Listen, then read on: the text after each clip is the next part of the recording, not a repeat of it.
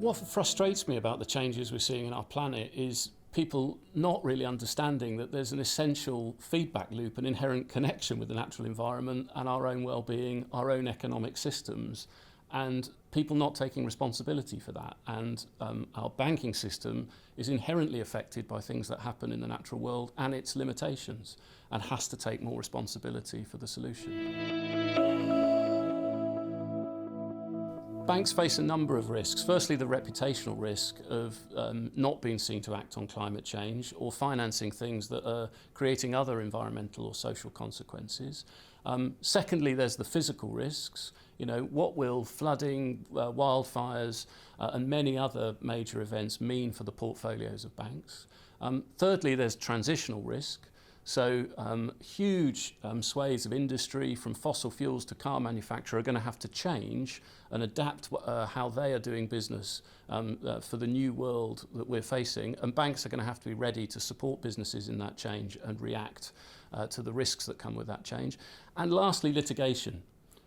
Businesses that have significant causation for climate change and other environmental issues may face litigation, and we've already seen the first example of that. And equally, banks that don't react may also see litigation in their world as well.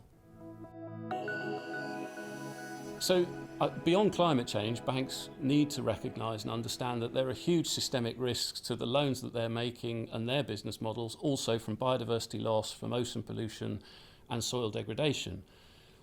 If you don't understand that biodiversity loss has major implications for our economy, we currently take for granted crop pollination for free.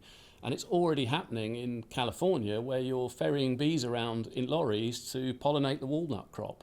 And if we don't take responsibility for biodiversity and understand that we take a huge amount for granted from the natural environment, and that if we allow our ecosystems to collapse, our economies will collapse with it. If we don't understand that and take action, then we're lost. We need to be looking at every investment that we're making to understand what the impacts might be. And we need to be finding alternatives to palm oil, or make sure it's being grown in a sustainable way that doesn't involve deforestation of indigenous forests. And we need to be eating a lot less meat, or at least farming it in a way that is organic and pasture fed and isn't being produced as a result of deforestation.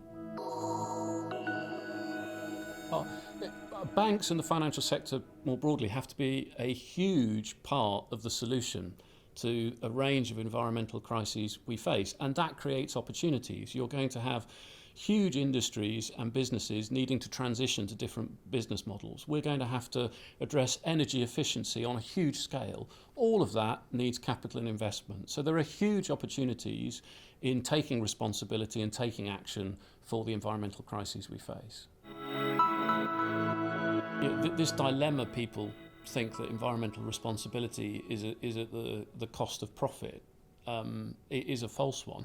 And what you'll see emerging over time is that the more profitable banks and financial institutions will be the ones that have the highest levels of environmental and social consciousness.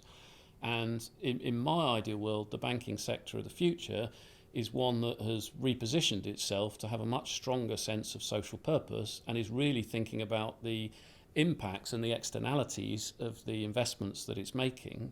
I'm hopeful for the future. I'm optimistic because I see a sea change in people's attitudes to the natural environment, people now becoming viscerally aware of what is happening to our planet.